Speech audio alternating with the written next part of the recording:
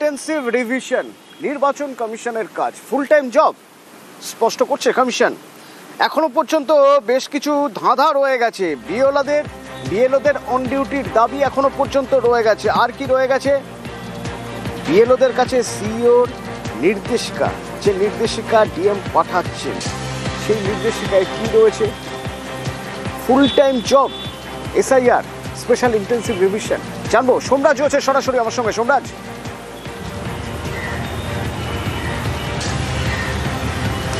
দেখো, একদমই booth level অফিসারদের কাছে রাজ্যের মুখ্য নির্বাচনী আধিকারিক এটা স্পষ্ট করে দিল যে এসআইআর প্রক্রিয়া চলাকালীন, অর্থাৎ বাড়িতে বাড়িতে যে গণনা ফর্ম বা এনামুরেশন ফর্ম দিচ্ছেন বুথ লেভেল অফিসাররা, সেটা তাদের কাছে ফুল টাইম জব। অর্থাৎ সকাল থেকে সন্ধে পর্যন্ত যারা বুথ লেভেল অফিসার হিসেবে নিয়োগপত্র পেয়েছেন তাদের সবাইকে ফুল টাইম হিসাবে এই কাজটি করতে হবে।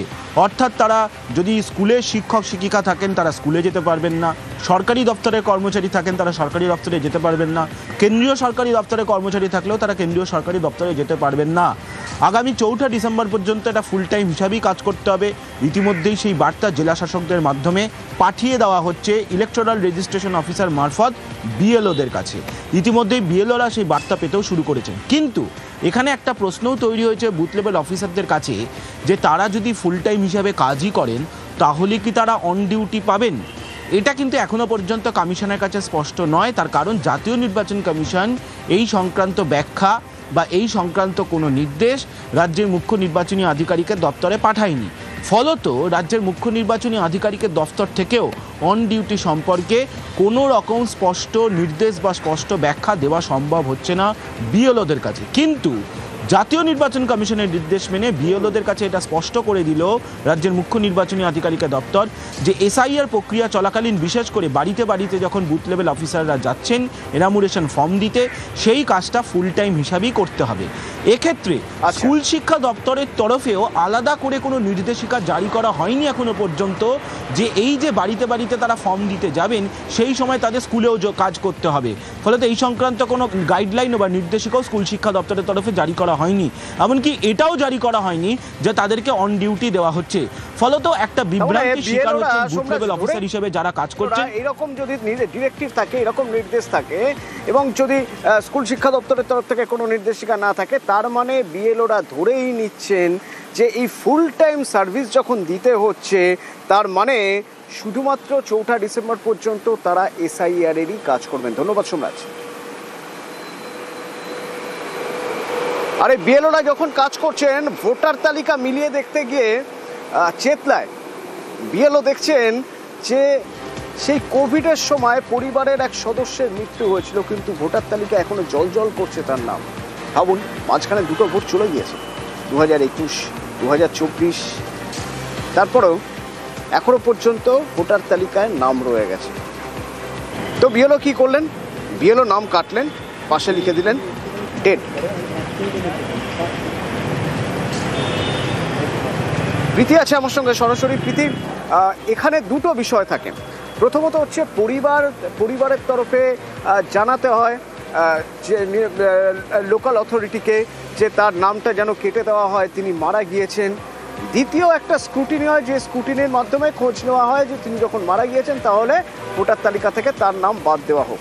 মাঝখানে 2টো ভোট চলে গিয়েছে, একটা বিধানসভা ভোট, একটা লোকসভা ভোট, তারপরেও ভোটার তালিকায় নাম জল করছে। কিভাবে, সে উত্তর পাওয়া গিয়েছে? দেখো অতনু, ঠিক আমরা এখন দাঁড়িয়ে রয়েছে দক্ষিণ কলকাতা লোকসভা এবং অন্যদিকে রাসবিহারী বিধানসভা কেন্দ্র এবং চেতলা এরিয়াতে। যখন অন্য এরিয়াতে যেমন বিএলওরা তারা পরিদর্শন করছেন, এমিনেশন ফর্ম দিচ্ছেন, ঠিক সেই সময় চেতলায় একটি পরিবারেতে প্রায় 2 জন করোনা পিরিয়ডে মারা গিয়েছেন, অর্থাৎ কোভিড পিরিয়ডে।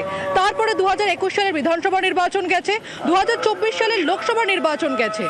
2002 সালের যে এসআইআর যে লিস্ট এবং 2025 সালের যে লিস্ট, সেই দুটোতেই কিন্তু এই 2 ব্যক্তির নাম রয়েছে।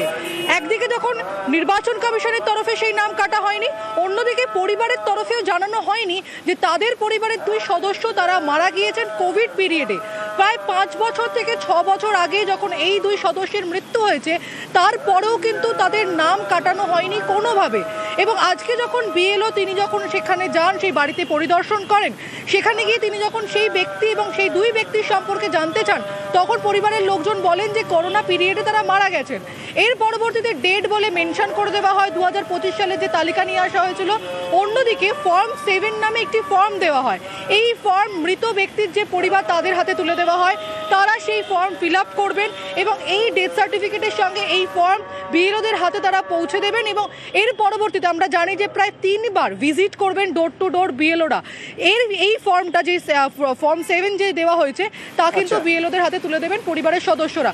স্বাভাবিকভাবে শুধুমাত্র আমরা চেতলার দিকে নজর রেখেছি বলে সেই নামটা খুঁজে পেয়েছি। অন্যান্য এলাকা যেখানে বিএলওরা পরিদর্শন করছেন সেখানেও কিন্তু একই ছবি দেখা যাচ্ছে, যে যারা মারা গিয়েছেন তাদের যে আপডেট, তাদের যে ডিটেলস তা কিন্তু এখনো পর্যন্ত তোলা হয়নি কমিশনের খাতায়। ওকে, ধন্যবাদ।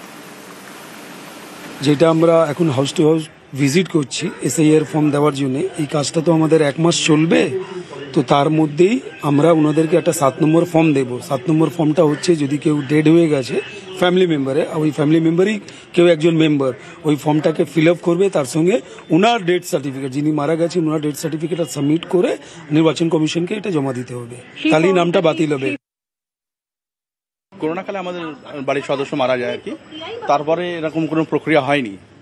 সে প্রক্রিয়া এখন স্টার্ট হয়েছে এসআইআর এর মাধ্যমে, যেটা ফর্ম নাম্বার 7 বলছেন এনারা আমাদেরকে দিয়ে ওটা ডিলিট করিয়ে নেবো আমরা ডেথ সার্টিফিকেট দিয়ে।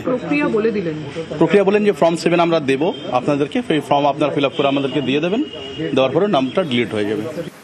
স্পেশাল ইন্টেন্সিভ রিভিশনের জন্য যে ফর্ম নিয়ে যাচ্ছেন বিএলওরা, সেই ফর্মে নাম লিখতে হয়, ঠিকানা লিখতে হয়, বয়স লিখতে হয়। এই বয়স লিখতে গিয়ে বিএলওরা পড়ছেন সমস্যায়। আমি যদি পূর্ব মেদিনীপুরের কথাই বলি আপনাদের, দেখা যাচ্ছে একজনের ভোটার মানে এপিকে এক বয়স, আবার তার আধারে আর এক বয়স। এবার বুঝুন বিএলও কোন বয়সটাকে প্রামাণ্য বয়স হিসেবে ধরে লিখবেন।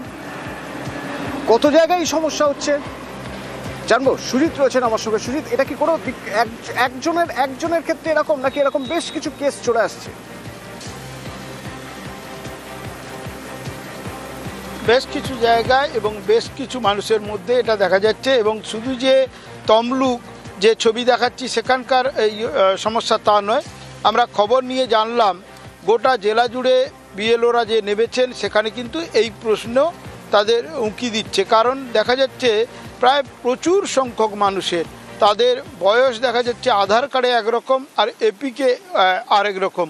তো সেক্ষেত্রে যারা গ্রাহক তারা যেমন প্রশ্ন করছেন আর উত্তর দিতে গিয়ে ঠোকর খাচ্ছেন বলা যায় বিএলওরা। কারণ গতকাল শুরু হয়েছে আর আজকে দ্বিতীয় দিন, এবং কাল থেকেই দেখা যাচ্ছে এই সমস্যা, এবং সেই সমস্যা নিয়ে তারা জেলা প্রশাসনের সঙ্গে যোগাযোগও করছেন অতনু। এবং যোগাযোগ করে তারা কি বলেন বা যারা দায়িত্বে আছেন তারা কি বলেন সেটা জানার পর কিন্তু গ্রাহকদের তারা জানাতে পারবেন। কিন্তু এখন যে সমস্যাটা তারা ফেস করছেন সেটা কিন্তু এটাই, একই সঙ্গে আরও বেশ কিছু সমস্যা দেখা দিচ্ছে, যেখানে দেখা যাচ্ছে যারা বিবাহিত মহিলা তাদের যে বলা যায় বা বাবার নাম ঠিকানা বা তাদের সেখান থেকে যেসব জিনিসপত্র প্রমাণপত্র আনার, সেসব আনার ক্ষেত্রে একটা দেখা যাচ্ছে সমস্যা দেখা দিচ্ছে, এবং সেই সমস্যা ফেস করতে হচ্ছে গ্রাহককে। যেমন সমাধান বিএলও কি করে করবেন, নির্বাচন কমিশনের বিধি কি বলছে, আমাদেরও নজর থাকবে। ধন্যবাদ সুজিত। টাউনের বিভিন্ন জায়গায় ভাড়ায় ছিলাম, তারপরে আবার এখানে 10 সাল থেকে বাড়ি করে আছি। ওতে ভয়ের কিছু নেই, একটু খুঁজতে হবে আর কি, কোথায় ভোটার লিস্টে নাম আছে, মানে যেটা 2002 বলছে সেটা আমার গ্রামে আছে না, আমি এই টাউনে তখন ভাড়ায় ছিলাম সেখানে ভোট দিয়েছি সেখানে আছে, সেটা দেখতে হবে। এইগুলোই আমাদের কাছে একটু হ্যারাসমেন্ট। ভোটার কার্ড এক্সিস্টিং যেটা আছে সেটা ধরে বয়সে দিতে বলা হয়েছে, কিন্তু উনি যদি আধার কার্ড আমাকে শো করান সেক্ষেত্রে আধার কার্ড ধরে তার যদি জন্ম তারিখ দেয় সেটা কিন্তু ম্যাচ করানোর মতো আমাদেরকে ট্রেনিং দেয়নি। এর ফলে আমরা একটু সমস্যার সম্মুখীন হচ্ছি। আগামী দিনে যদি এই সমস্যার সমাধান করার জন্য যদি আমাদের ট্রেনিং দেয় তাহলে আমরা হয়তো বলে দিতে পারবো এটা আধার কার্ড ধরেই করা যাবে।